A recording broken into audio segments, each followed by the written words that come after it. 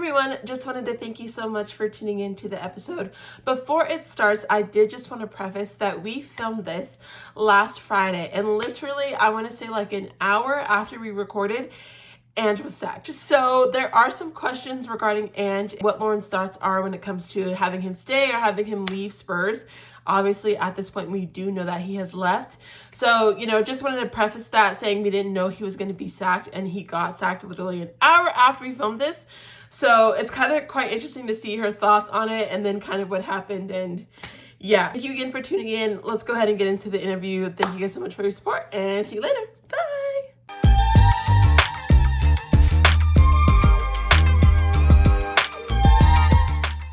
What is up, beautiful people? My name is Sky. This is Sunshine FC, and we are back for another awesome episode of W.T.L.F. If you don't know what this series is, basically it's when I get to sit down with some amazing female football creators and ask them why they fell in love with football and why they fell in love with a particular club that they support. And today, I'm honored because I have another amazing member of the award-winning podcast, the Gold Diggers podcast in the UK.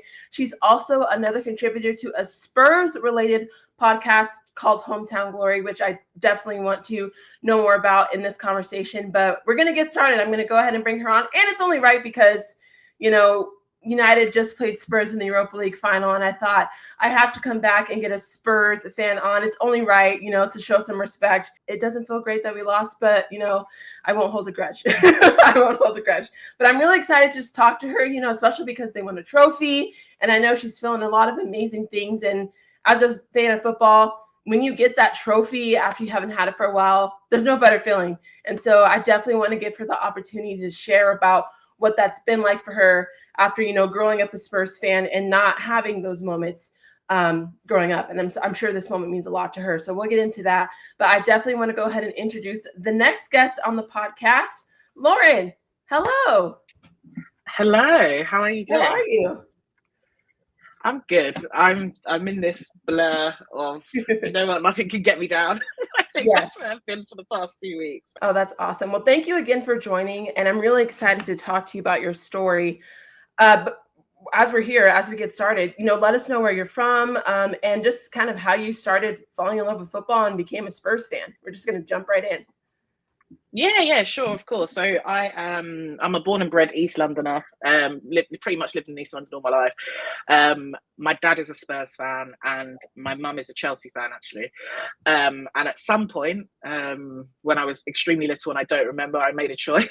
I like to say this actually before Chelsea started winning, so it's not as if I kind of just went against I guess all logical choices, but yeah, from as long as I can remember, I've always supported Spurs. It's been that kind of connection that my dad and I have had, and yeah, we've been to so many Spurs games together over the years, and football is such a big culture in my family anyway, and we've got Chelsea fans, Arsenal fans, Spurs fans. So it's kind of just, it's always been the thing that kind of unites us, gets conversations going. We've obviously got the rivalry within the family and always kind of been on the wrong end of the rivalries. But yeah, I don't remember never supporting Spurs, and I don't remember never loving football, to be quite honest. For me, again, as an American, I love hearing that, because when I speak to people here about football, they're like, what do you mean? Like, why do you watch that? And I'm like, it's amazing. And I try to get them into it, because the passion and the love that you guys have for your clubs is something that I just love. It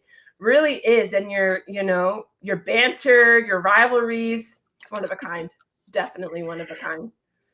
So why? Yeah, I think why it's religious. Yeah, I don't know why my dad would kick us.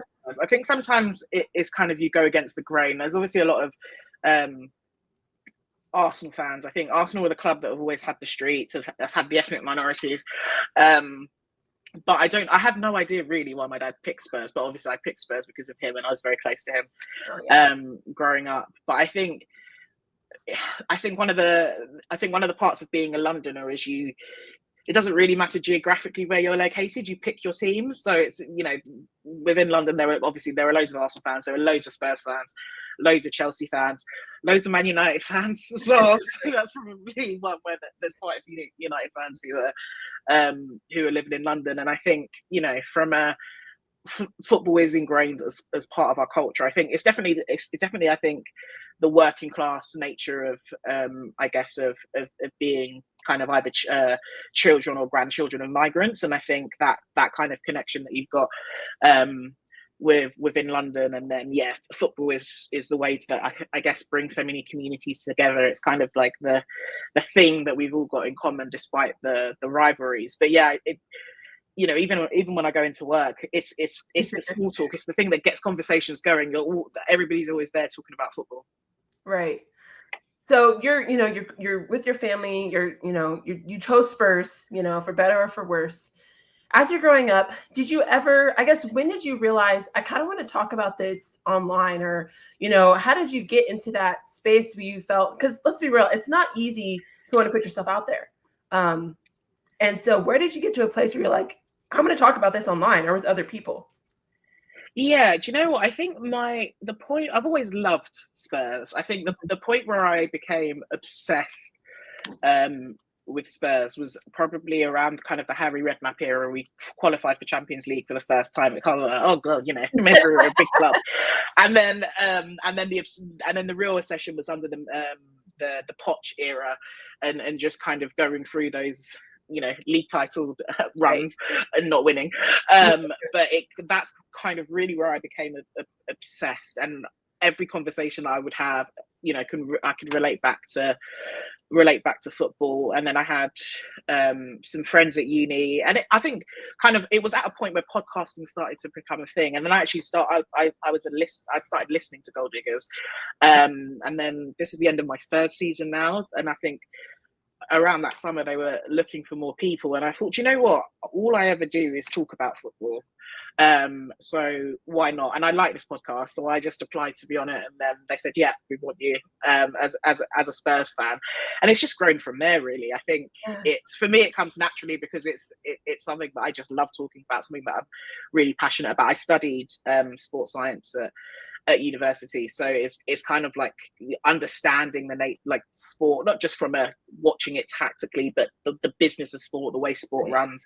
It's always been something that I've loved, and having the ability to kind of, when you're just it's more so when you're feeling angry, that you can just get things off your chest, you can get on the mic, you can talk, say what you want to say. And I think Gold Diggers has been really special because being a group of Black women primarily, and the industry has never really had space for people that look like us. And I think finding a community of like-minded people is just been a blessing, really, because it's hard. I think when you go to football matches, most people that they're middle-aged white men is generally the dominant demographic. So having kind of a community, having a safe space where you can talk your opinions, we get into the same rivalries and debates as anyone else, has been really, really great. And then off the back of that, Hometown Glory kind of became a thing. And then for me, that also became an outlet in terms of, I'm the only Spurs fan on Gold Diggers, and it's tough. I get a lot of crap in terms of, because we haven't won anything. So Hometown Glory then became a Spurs space where you're amongst people that know exactly what you're going through, and you're really going through it. So I like the balance of doing both, where Gold Diggers, I'm primarily there defending my team, right. like they employ me, and then with Hometown Glory, it's nice because we kind of talk about every week in terms of games in a level of detail, really, that the only other people that care for that detail are Spurs fans. So it's nice to do both. Yeah, no, that balance definitely helps when you're especially thinking about your club. And one thing, I don't have personally a grudge with your club. I wanted you guys to get a trophy. I just hate that it was us, honestly, because I don't think, we don't deserve to live that down, in my humble opinion. But it's nice now that you don't have to really take that banter on of when's the last time you're going to win a trophy, because that's the thing everyone always would say. So the fact that you can now be like, why don't you look at Arsenal for that? I love that for you. Honestly, and it's nice. And we have a common enemy, right? Yeah. And it's been so nice the last kind of couple of weeks. All of the trophy jokes are just not directed at us. Absolutely. I can go, what a trophy! It's just really nice not being the butt of the jokes, that's a different feeling. And I think Right. that's a different feeling when you win, right? And then it's a case of actually it's not us. We finally kind of broken that curse. Right. That's always been the thing that people have flung in my face. So yeah, it's been really nice to change that narrative. That's good. So I guess getting back into Gold Diggers, did you have to, because from what I heard, it sounds like you weren't part of the initial crew. Did you have to like try out or audition to become a part of it? What was that process like for you? Yeah, I think I just kind of explained a little bit about myself when I had an initial conversation with Anita. And then, so do you know what? I think you'll be a good fit. And then it was kind of the first couple of recordings, because there's a difference between thinking someone's a good fit and then you've got to see whether you're comfortable in front of camera, et cetera, et cetera. And then, it just kind of went from there. And then I've gradually just done more and more episodes. And then I also sit on the women's episodes as well, because I'm a season ticket holder for Spurs Women. So yeah, having that kind of the balance, I'm very much a one club mentality, will support every single team that plays for my club. So yeah, it's been a journey, and it's something that I've learned a lot about as well in terms of content creation. And we've had some really cool opportunities off the back of being kind of within that group and on the podcast. That's amazing. I think just to have that confidence in yourself to be willing to be like, I'm going to try this. I don't know if it's going to happen, but even to, Anita's definitely a pioneer for Black women in the space. Absolutely. Amazing. And so were you nervous at all? I'm just curious what your headspace was when you were going into that initial. Yeah. Do you know what? I was nervous, but actually I felt it was a really welcoming environment as soon as I started. And I think, like you said, Anita and Bree, who you don't see in front of the camera as much anymore, but absolutely pioneers within this space. They work so hard, especially Bree, kind of behind the scenes. People don't realize, but in terms of, we record on really late on Sunday night, so to get an episode out kind of Monday morning, a lot of that is on Bree in terms of chopping down our audio and then trying to get the visuals up. And I think what they've done is create an environment where different people have been on the podcast over the years, a space where you can come and you can feel welcome, and whether you're in front of the camera or not, there's an environment where you can be honest, you can be yourself, and also we have fun. And I think that the authenticity of Gold Diggers is kind of what our USP is. We haven't changed who we are as people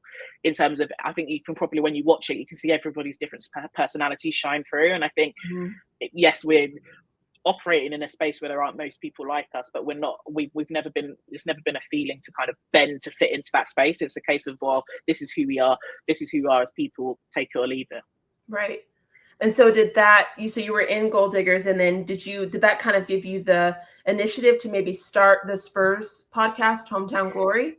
Yeah, so Hometown Glory existed as well, and then I think, so Rosa, who is, I would say, is our kind of ringleader in terms of on Hometown Glory, listens to Gold Diggers, and then obviously it was me, the Spurs fan, that was on there. So we kind of, I think I came to do a guest episode where we were actually talking about misogyny and violence against women within football. And then that was kind of the first episode that I did, where it was a little bit different. It was different kind of, I think, figures within female figures within Spurs, and we did that episode. And then off the back of that, I just jumped in as a guest on a regular episode, and then from there it kind of went well. And then now I'm fully part of the podcast, which has been a real kind of great experience as well, because I think sometimes when you're really going through it, it's strength in numbers, and that's what it has been over. I've been on there for a couple of years now, but obviously it's been a really good couple of weeks. But there's been many times this season where we've been like, oh god, we've got to record an episode again. We've lost again. So right. That's just, I just think that's cool how things can kind of form organically. And then, if I'm not mistaken, like a couple of months ago, I think you then started the Gold Diggers WSL, or is that? We've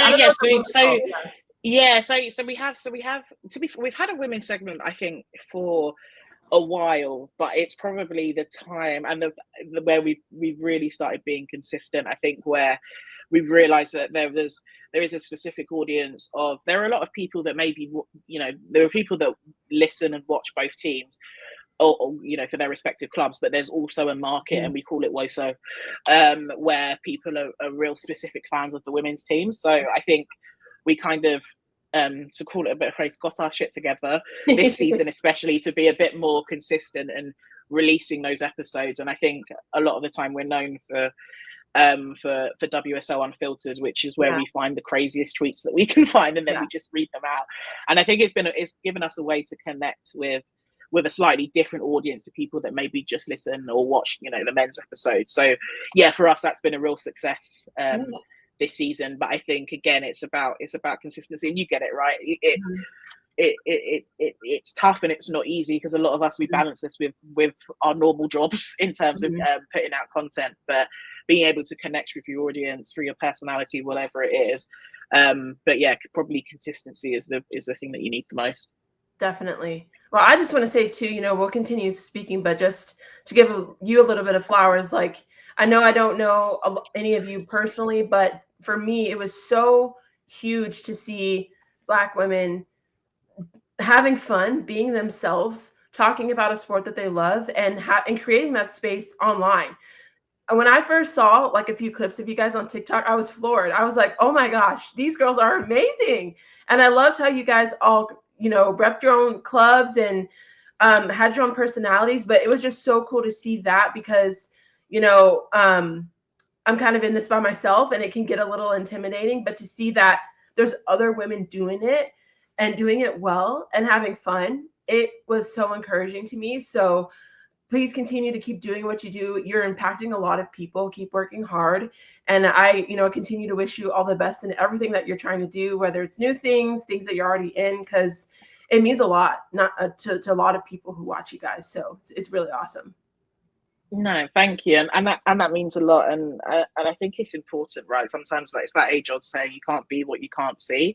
Right. And it can be tough, and I have all the respect in the world for you, because you it's nice for me being in a group and a part of something, and you put yourself out there in terms of doing content a lot of the time by yourself, but also being brave enough and bold enough to reach out to people and building that community across the world, right? I'm quite lucky, there's a bunch of girls that are in London, and we all turn up to a studio, and we get our episodes out. But yeah, I think it's really important is to show that there is space, and that our opinions are valid and they hold weight, and we can be ourselves in this space, which I think we are definitely seeing that shift. It's always going to be slower, I think, right?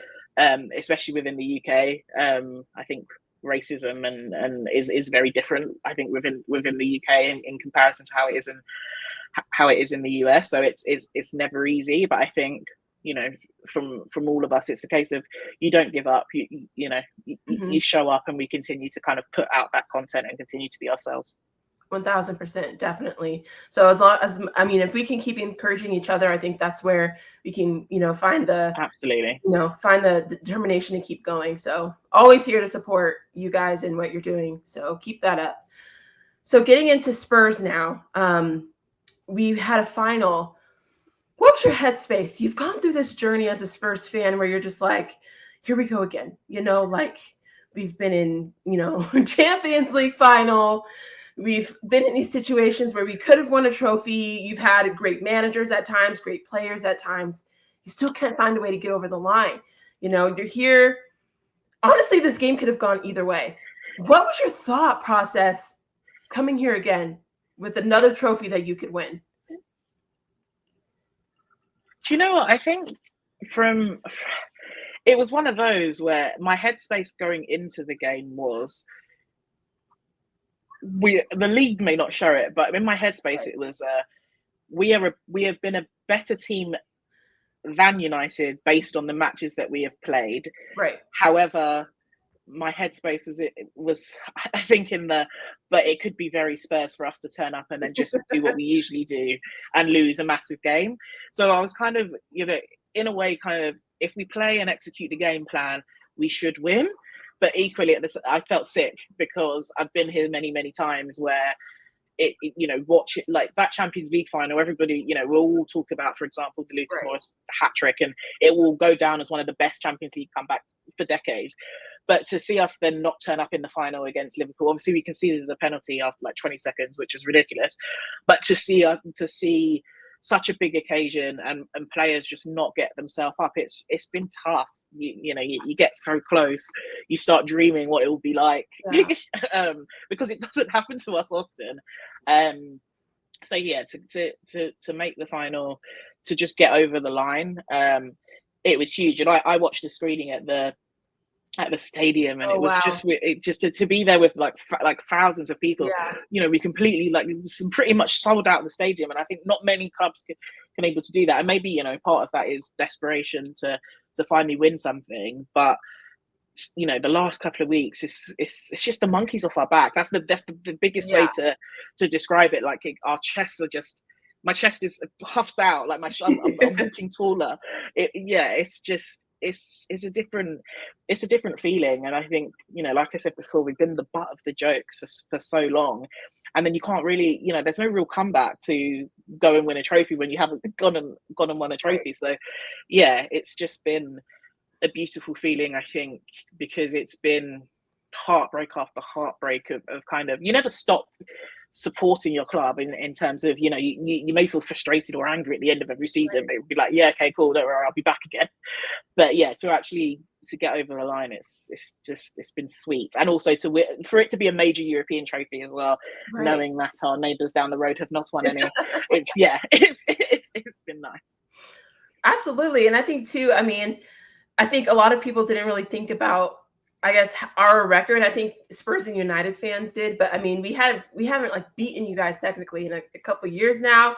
And then this season alone, we just could not find a way to beat you. And so it was definitely anyone's game at that point. And, at the end of the day, whether you finish 15th or 17th or wherever in the league, tournament plays different. And that's something that, an Arsenal fan can't take away from you. They say, well, I'd rather finish second and not get anything. I don't agree with that. If that's the narrative I've heard. Exactly. I've got a cousin, actually. I've got two cousins, like my dad's brother's son. So one of them is Spurs and the other one is Arsenal. And the Arsenal one is literally like, yeah, but that's a second-rate European competition. I'd rather be in the Champions League. Doing what? Right. Exactly. Just because you beat Real Madrid.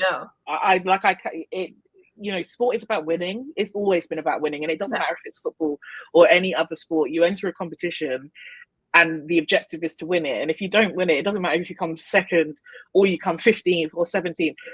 Nobody's won anything. It's only Liverpool can say when it comes to the league that they won. Only PSG can come and say anything when it comes to the Champions League. So, yeah, I think it's probably a while, since Arsenal fans have won anything as well, that they've forgotten that the objective is to win, because that was the mud that was flung at us when we were in those kind of positions under Mauricio Pochettino, right, where we were second or third within the league, consistently getting Champions League football. So, but Spurs don't know how to win trophies. So like, we can't move the goalpost now. It's about winning, and obviously, it felt like a final where one of us was going to have the most diabolical season, whoever lost that final. And it's kind of a case of, we still had a poor season, but at least it's a season that has given us true happiness. The parade was more than 200,000 people there. I think there's always been an impression, probably, maybe, and you can tell me as well, that Arsenal are probably the biggest club in terms of fan base in London. But Spurs fans turn out in their droves, and I think we're a sleeping giant. We've been hiding because we've had nothing to show for it. But to see the sheer number of people that turn out for that parade, like even just being in and around, I've seen more people in Spurs shirts over the last few weeks than I have done over the last 5 years, because it's like, we can wear them now. Who cares? You have that pride. That pride has kind of like come back a little bit, which is great. And honestly, I hope every sports fan at some point has the opportunity to feel that, because it's there's nothing like it, really, when you can have those moments with your club, And so my question now to you is, okay, you got the trophy. I'm curious to hear your thoughts on, is Ange staying? Do you want him to stay? you want him to go? Where do you go from here? Do you know what? It's.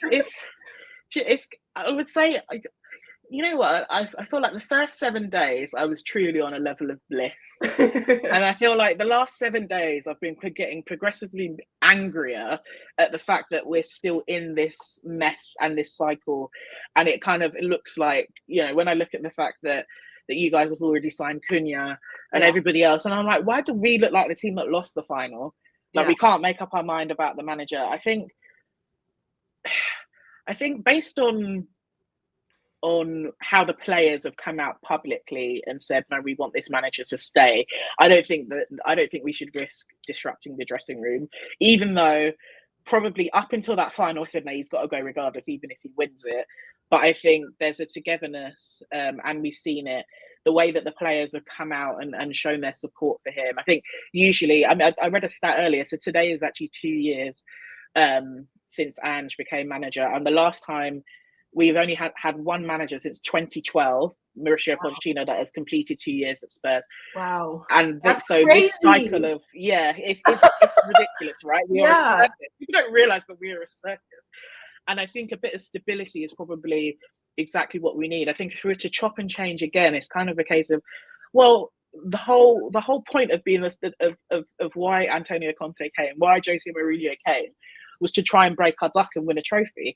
So if we've got a manager that's finally done that, and then we still sack him, even though the dressing room don't want him to leave, it's kind of like, what are we doing? I mean, like, what more do we expect? So for me, it's a case of, if the club was going to sack Ange, I think they should have done it in February, when it looked like, at the time when we knew that the league had gone, or what's the difference between finishing 12th or 17th? Both positions for me would have been diabolical. So 12th and then not winning the Europa League, I wouldn't have taken, right. That's not good enough either.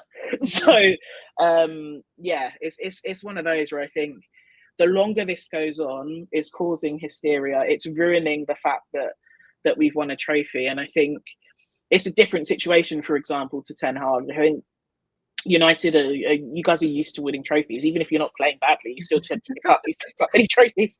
It's still over the last few years. I think it's different for us. This is a sense of achievement. There's togetherness. There are obvious signs that Ange hasn't lost the dressing room, and I think once a manager loses the dressing room, you have to get rid of them. Yes. But if it's still there, if there's a sense of achievement, if they think that they need to kick on, for me, it's the board that need to do more.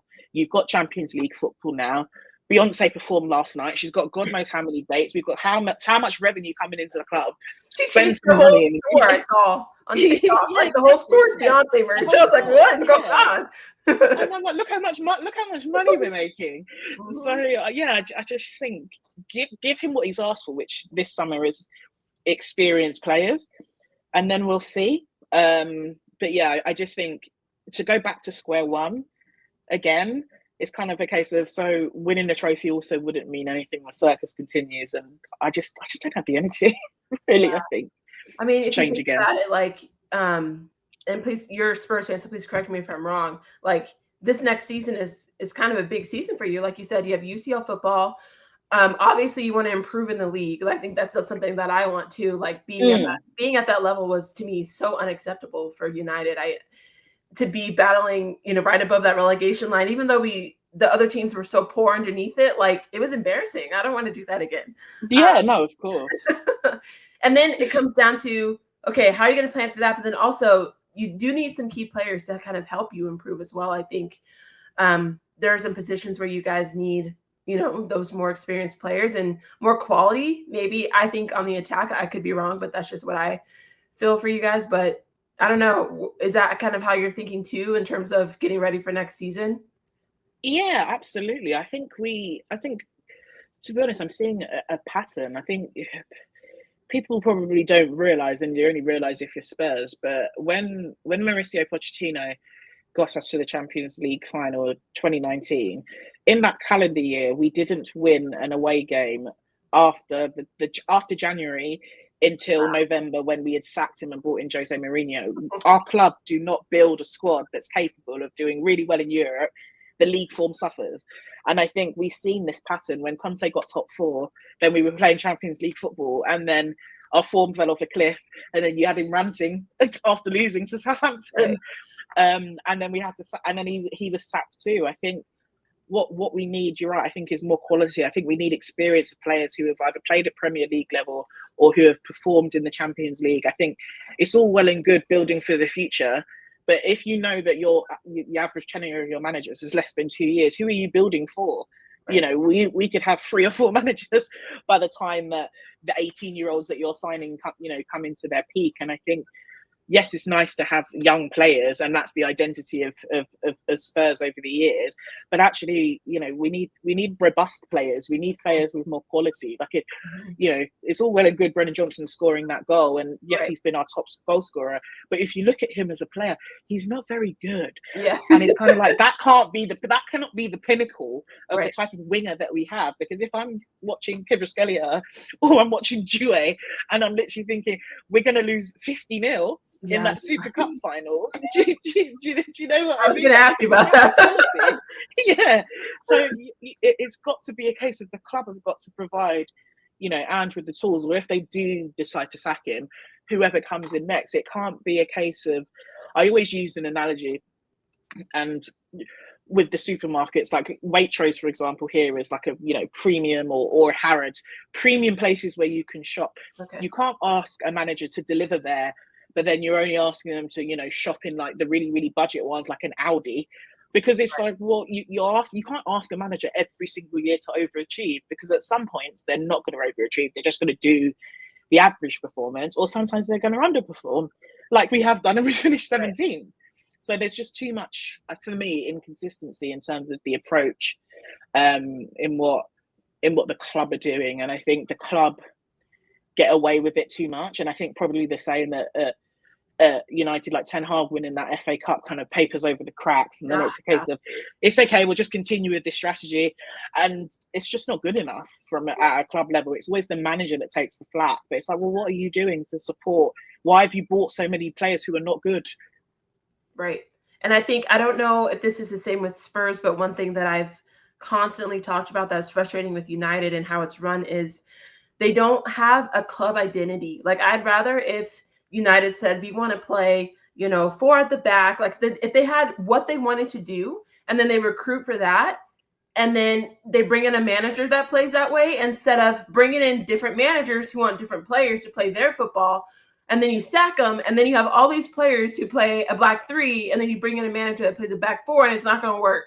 Like, and that's the cycle that United has found themselves in, where we're recruiting for the manager instead of like a style that they want to play as a club. And so it's kind of shooting ourselves in the foot. So I'm hoping that like we're getting these Cunhas, maybe an Mbeumo, hopefully we're getting players that they like and profiles that they like that can be used for multiple managers, not just Amorim. You know what I mean? Yeah, and I completely agree with that. And I think Spurs recognise that probably at the start of Ange, in terms of look at like the squad and some of the people that we've had to get rid of, because it's like, oh yeah, I remember that player. He was bought for this manager. This one was bought for this manager. And then you're right, they can only play one style of football. I think having an identity, and it felt like from a Spurs perspective, we went back to what is, the Spurs way in terms of high pressing, attacking football, possession-based style football. You need physically good, technically good players to do that, and adaptable players that, if you're right, they have to play in a back 3, back 4, whatever it is, they can play in different systems. And I think the young players that we have brought in are players who can adapt. And I think you would hope that that's what United are going to start doing. But it kind of, I almost feel what Amorim is doing is not good enough. And I think there's only so long that it's like when a new government comes in and they're just blaming the old government. It's that you've been in post for long enough now, to make some changes. But I think, signing players like De Ligt, for example, and these type of players where you knew that they were Ten Hag signings, but you weren't really sure.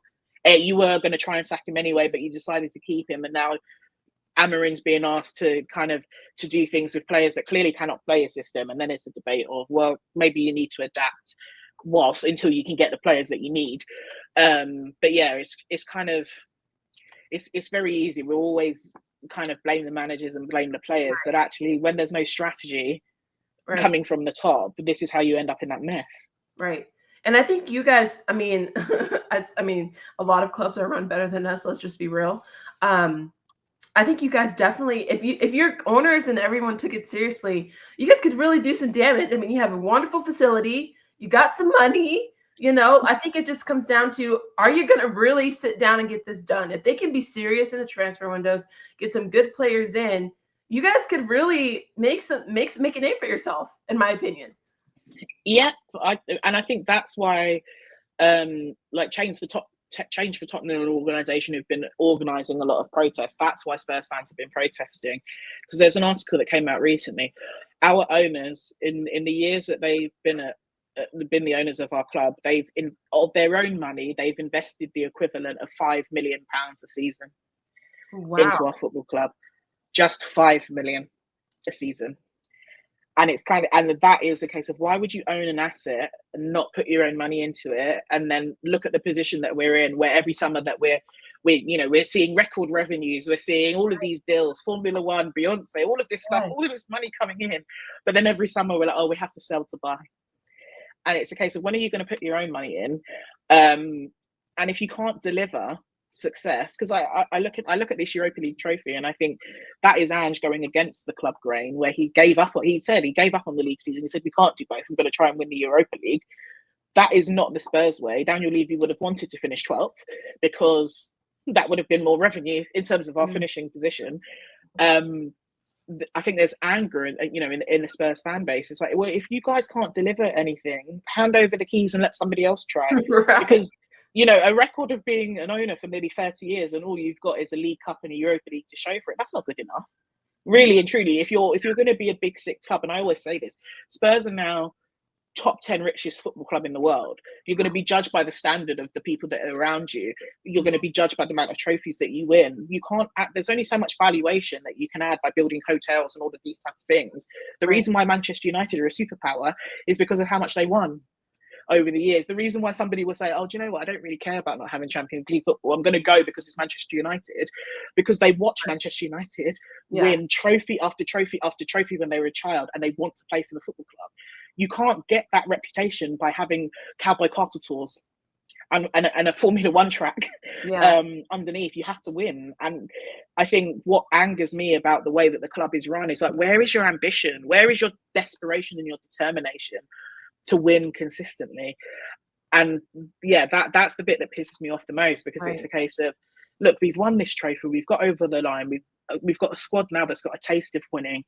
Invest, do something, bring in some better players and make sure we win again next season. But no, we're sat here being like, oh, I wonder what manager we'll have. Oh, look, City just signed another player. Oh, that's nice, good for them. It's just kind of like, what's the point? Yeah, especially because the best case scenario about this trophy is like, those unexperienced players that you do have, they got that experience with this. They got that whole trophy experience, being in the final, the nerves, they're just great. And so now if you can add the experience with that, I think it would be great. So yeah, like you said, I hope, for your guys' sake, they can figure it out. Will they? I don't know. I don't know. Yeah, owners, I hope in 15 years time you ask me to come back and be like, oh yeah, do you remember 15 years ago when we won before? Because that's the way that we're going. Like, I want to be in the club, people that are winning regularly, not just be like, oh, I remember that time in 2025 when we won a trophy, like, and we go back to the butt of the jokes again. Yeah, that would be, let's not hope that happens. Maybe we beat you 15 years ago. That was fun. Yeah, exactly. Oh my gosh. So so we've talked about all of this. So now we're at this point. I kind of want to get into what your thoughts are for next season. What are your expectations? I know it's kind of hard to say because it's kind of early after the season's over, but what are you expecting? Are you expecting players to be signed? How do you want to do in Champions League? How do you want to do in the league? Kind of just what are you feeling like for next season? Yeah, I think my expectation is that we have to get out of the league phase of the Champions League. I think Listen, I've seen our players, and I saw that final, and I also was watching Champions League. And I was thinking, yo, you know, in a way, I was kind of like, whoever wins the Europa League final, we should take the money and the trophy and say, respectfully, I decline my place because we have no. Sometimes I look at my team and I'm like, we have no business being in the Champions League, but I think we have to find a way to scrape and get out of the league phase. Do you think Ange can make adjustments to do that? I think that's the question too. Is like, he's going to have to make adjustments in game. Yeah, do you know what? I do think it's weird because it felt like we played Ange ball in the league, but in Europe. Yeah. And you probably you could probably see in the final that it wasn't fullbacks playing as number 10s. It wasn't pressing it into insanity. It was a mature performance where we sat back where we needed to and we made ourselves hard to beat. You know, what I would like to see is him take that playing style and apply it in the Premier League, because I think you can't be gung ho against any team because they will expose you. You know, there are much better teams in the Champions League, especially. So I think I'd like to see his tactical flexibility show in the league, and I think in the Premier League we've got to be. You know, I think we've got to try and get as a bare minimum top 4 through the league. I think this 17th was diabolical, and we may never see it again. I mean, I think the record was we lost 22 games, the first team to lose 22 games in the league season and not get relegated. I can't be associated with those type of stats ever again in my life. So I think we've got to be back competing in and around trying to get a Champions League place. I don't think we haven't got the squad, I think, to have a league challenge or anything like that. But you can't throw the league away again. There's absolutely, you cannot do that two seasons in a row. So I think, you know, it's up to the board to deliver a squad that's capable of playing high level football in the Champions League midweek and then not losing when they have to play at the weekend in the Premier League. Right. And you know, this might sound crazy, but I think it's kind of low-key an advantage that you have to play PSG, because they could lose some players, right? Like, there's still a lot of time, but you really be able to see very early where you are. And that would happen with PSG. I think, I mean, that Champions League final, I was just like, wow. Wow. It really just showed how far away a lot of us are from being one of the best teams. I mean, and, you know, the fact that they had just lost Mbappe as well is just a testament, I think. Crazy, right? I was like, look how good look how they keep the ball. Oh, beautiful. It was just like, God, it's so nice watching a team that can pass more than 3 passes in a sequence without losing the ball. Like, they've got quality in abundance. The thing that I was thinking of is that I hope they do really, really well in the Club World Cup, because it's only a month, I think, between the end of the Club World Cup and the Super Cup. So I'm hoping if they win the Club World Cup, their players might still be on holiday by the time the Super Cup rolls around. Because I'd like, honestly, if they play how they played in that final and we played how we played in the final, we're going to lose really badly. Yeah. And then it's a horrific start to the season.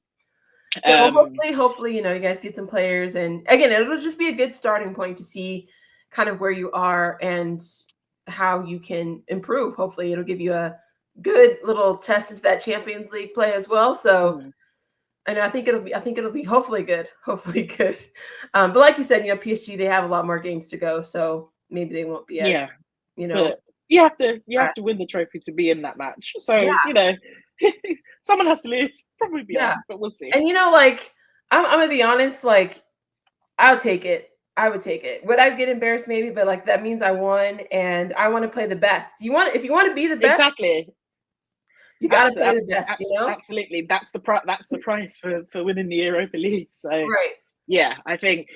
Do you know what? And if by some miracle we manage to pull it off and win it, 2 trophies in a year, I'm gonna collapse. I'll fall down. I'll be like, this is a bit too much. I don't usually do this.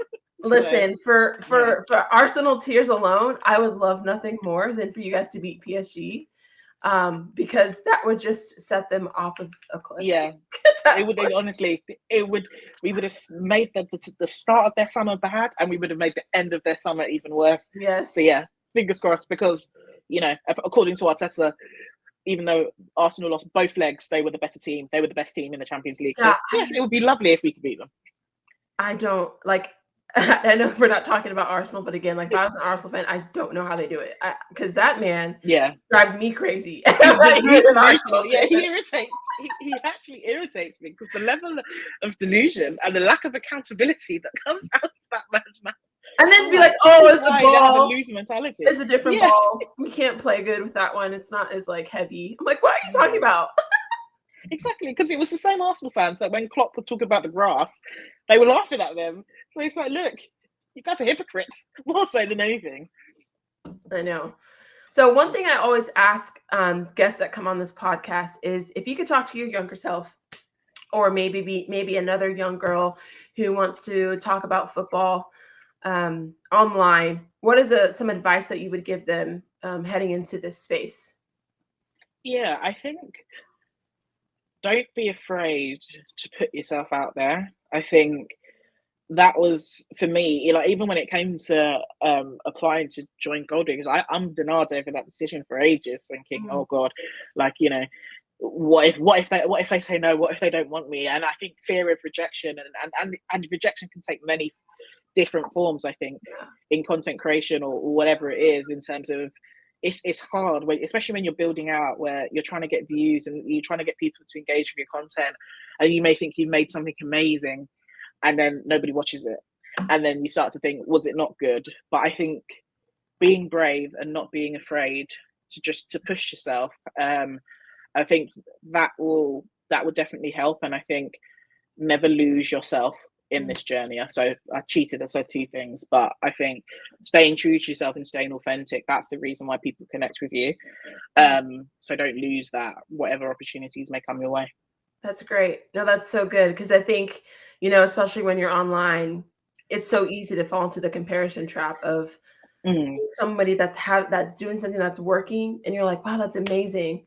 And you don't just want to like start doing that. Like you have to be like, no, like that's working for them and that's great. And I have to keep doing what I like and what I love, and you know, it'll work in its time, you know. So that's huge. That's great. And then for you, do you have anything coming up this summer, this coming year, anything that you want to, you know, share or talk about with everybody? Yeah. So for Gold Diggers, for our women's episodes, we will be covering the women's Euros. So I think, so we will. We've locked in our dates now. So we are gonna, in the spirit of being more consistent. We know, obviously, especially on this side of the pond, obviously the Euros is massive. So yeah, we will be kind of we'll do a preview episode touching kind of during the group stage, and then do the knockout phase as well. So yeah, we will be bringing more content. So yeah, I would say look out for that. Typically we obviously discuss club football, but I think international football, again, the rivalries are coming, I think, within women's football, and it's something that I think we should definitely be seeing more of. I don't like too much kumbaya energy, so I think there's some good rivalries kind of developing even in international women's football as well. So yeah, looking forward to the Euros. Awesome. So are you, I don't want to assume, are you rooting for England, or how's that? Who are you going for? You know what? It's like, I'm really one of those, like, for me, like the most of my family are from Jamaica. So anything where Jamaica are in, and I went to the Unity Cup games, went to the Jamaica versus Trinidad. So usually I am, when it comes to the Olympics, I will always back Jamaica first. But I would say that tournament football is the only time I feel patriotic for this country. Where I'll refer to the Lionesses as we, and I'll take on that identity, and then I will go fully get behind England. Like, it's the only time. Anything else, I really don't bother. But yeah, we'll be fully behind England. And yeah, it's been a rocky kind of preparation with some retirements, dropouts already. But yeah, hopefully we have a title to defend. So yeah, we'll see what happens.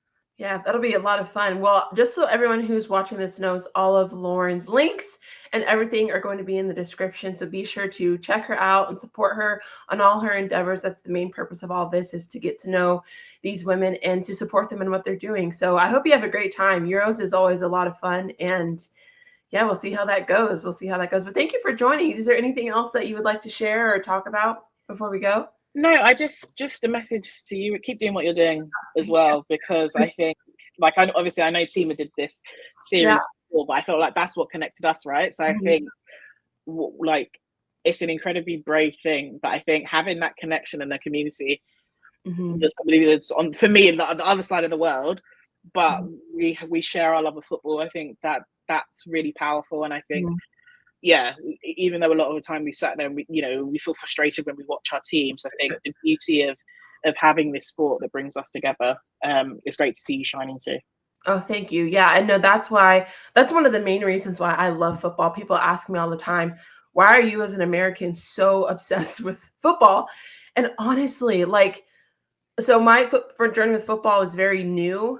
But the thing I love about it the most is how it literally brings the world together. Like, what sport does that? What sport can like have you relate to somebody from Australia to South Africa to Brazil to like it's so cool. And every time I think about it, I get goosebumps because no other sport's doing that.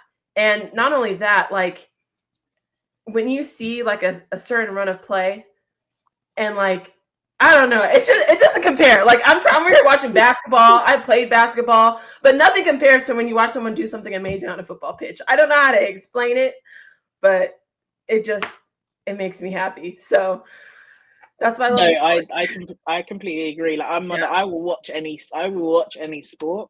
Yeah. Nothing gets me as emotional as excited as watching football. And it's like, and obviously you feel it more when it's your own team. Yes. But like watching PSG in the finals, like, oh my God. So yeah, it's just kind of there's no other sport doing it like football does. Yeah.